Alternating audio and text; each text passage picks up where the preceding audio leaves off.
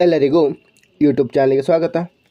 ಈ ಒಂದು ವಿಡಿಯೋದಲ್ಲಿ ನಾವು 10ನೇ ತರಗತಿ ದ್ವಿತೀಯ ಭಾಷೆ ಕನ್ನಡ ಪೂರಕ ಪಾಠ 2 ಹೊಂಗೆ ಬೇವುಗಳ ಹಾಡು ಈ ಪಾಠದ ಪ್ರಶ್ನೋತ್ತರಗಳನ್ನು ನೋಡೋಣ. ಕೆಳಗಿನ ಪ್ರಶ್ನೆಗಳಿಗೆ ಉತ್ತರಿಸಿ. ಬದುಕ ಬದುವ ಬೇಲಿಯಲ್ಲಿ ಏನೇನು ಇದೆ?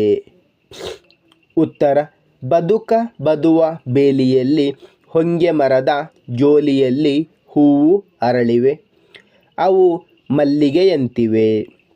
ಹೊಂಗೆಯ ಮರವು ಹೆತ್ತ ತಾಯಿಯಂತೆ ತಂಪನ್ನು, ಹೆತ್ತಮ್ಮನ ಅಂತಃಕರಣದ ಹಾಗೆ ಆಸರೆಯನ್ನು ನೀಡುತ್ತಿದೆ.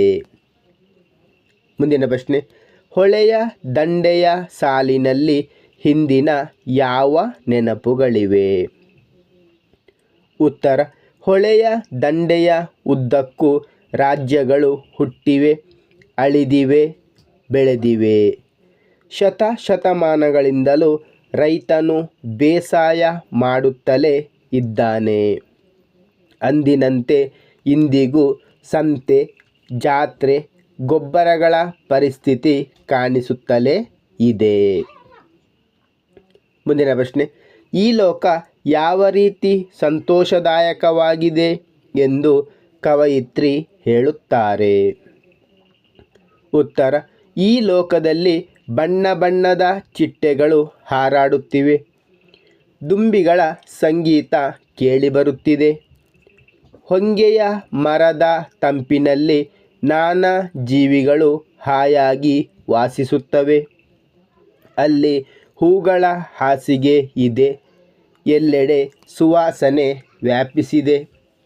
ಹೀಗೆ ಈ ಜಗತ್ತು ಸಂತೋಷದಾಯಕವಾಗಿದೆ ಎಂದು ಕವಯಿತ್ರಿ ಹೇಳಿದ್ದಾರೆ.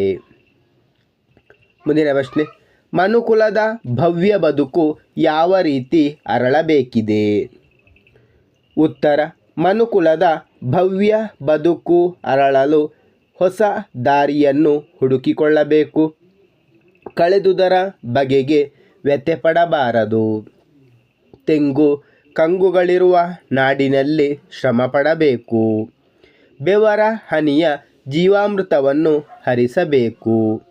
ದುಡಿಯುವ ದಣಿಯುವ ಮೂಲಕ ಇಂಧನ ಹರಿಯುವಂತಾಗಬೇಕು. ಹೊಂಗೆ ಹಿಪ್ಪೆಗಳ ಮೇಳ ನಡೆಯುವಂತಾಗಬೇಕು. ಆ ಮೂಲಕ ಮನುಕುಲದ ಭವಿಷ್ಯದ ಭವ್ಯ ಬದುಕು ಅರಳುವಂತಾಗಬೇಕು. ಧನ್ಯವಾದಗಳು.